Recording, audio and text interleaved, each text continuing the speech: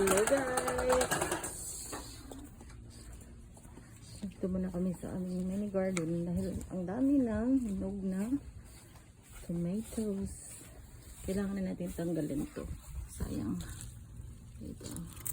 Help me baby. Help me take it. Can I get this one? Yeah, you can pick all that. Oops. Go get more. Let's pick all the ripe ones. Let's pick all these ripe ones because I don't want them to get wasted. I don't want a very ripe one that looks like pepper. And there's one that I just spotted. It's a pep. It's one that looks like a pepper. Okay pa naman to. Oh. Look, it's a pepper. The heck? I don't know. Son. Oh, we got a pepper tomato. We got a pepper tomato. Pepper shaped. Ang dami oh. What's that tomato? Kahit yung hindi pa masyadong What kind goes? orange The is back? magiging ano din yan, super ripe na after few days. Ay, ito. Tagalin na natin to. Malaki siya guys. Kind of looks like an apple. Ayan. Ito pa oh, nagkaanuhan na sa lupa. Oh. Kasi nga mabigat na siya, so nabibigatan yung puno. Ayan natin. There's a cherry tomato. Look. There is a lot. Oh. There's a cherry tomato. I know. Let's go get all of this. Kung sinong may gusto ng kamatis. Free tomatoes. Tomato. Free tomato. Tomato. Get that one out. I'm doing this color. Tomato or tomato. Same lang yan. Kamatis. Sa Bisaya, I tamatis. got another one that tastes like a lemon, Mom. What? Got another tomato that's Sayang naman to. Stick this one like that. Or maybe just put it like that. Pwede naman gawing How are we gonna take this off? It's literally over. we're gonna make it into What? tomato sauce. Bro, it's gonna take us like. Ang dami guys. Save na ang aming mga 1 week na itong consume namin. Oh.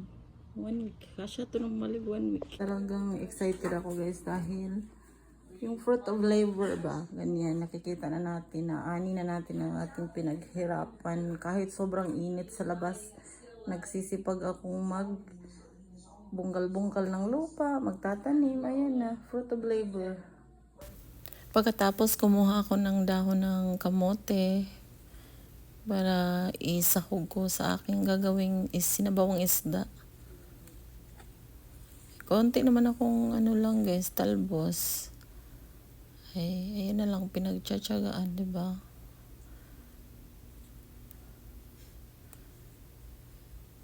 Diba nakasave na rin ako sa garden lang mga gulay. Konti-konti lang pero anytime na kailangan kong magluto, nandyan naman. So ayun na nga, ilalagay na natin itong mga kamatis, bawang, sibuyas. Pakuluan natin. Pagkakulo, ayan, nilagay ko na yung pumpano.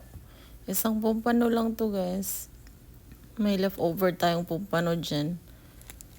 Minsan sa isang pack ng pumpano, 3 yan sila. Pero i-separate ko lang, hindi ko siya lutuin ng todo yung 3. Pa isa-isa lang dahil ako lang naman at ang anak ko ang kakain. Okay, maggawa lang ako ng sinabawang isda. Tapos ang nilagay ko lang na sauce ay yung sinigang mix na pampalasa. Nakalagay doon sa plastic is sinigang sa miso. So ayun lang. Tapos konting malunggay galing din sa aking tray. Eh napakasimple lang na ulam. Masustansya pa, 'di ba? So minsan talaga nagsasawa din akong mag-pork or mag-chicken. So masarap din naman ng isda. Mas healthy pa yung itong isda. Sa tingin ko lang ha, hindi ko alam kung totoo ba yun. Pero feel ko lang mas healthy talaga yung isda ang ulam. Kasi less greasy pa itong isda. At mas matagal din akong magsawa kung isda ang ulam. So, ayan na. Sandok na tayo dahil luto na po. Ang sarap. Mainit pa yung sabaw. Kain po tayo, guys. Ano po yung ulam nyo? Ang sarap po ng aming ulam. Pompano fish soup. Kinagabihan naman dahil nga July 4th po ito. So, Independence Day ng Amerika. Dito sa United States is Independence Day nila yung July 4. So, ayan, bumili kami ng mga paputok. Pero yung in charge dyan, yung asawa ko, dahil takot din kaming lumapit sa paputok. So, excited kami ng anak ko. First time naming bumili ng fireworks. Last year hindi kami bumili. This year bumili kami. So, ayan, nagpaputok kami dyan sa harap ng bahay. Pasensya na sa aming neighbor na na-disturb. Baka nga yung iba nagrereklamo. Charis. Ano lang naman to, guys. Very light na fireworks. Hindi yung sobrang, talagang malakas yung putok-putok niya. Katamtaman lang. Para at least ba may sense of pang celebrate lang namin ba. Ma-feel din ng anak ko na it's 4th of July. So, nag-celebrate din. Kahit simpleng bagay lang. Minsan, kailangan na nating i-appreciate yung mga bagay na simple. Dahil maikli lang ating buhay, hindi natin alam.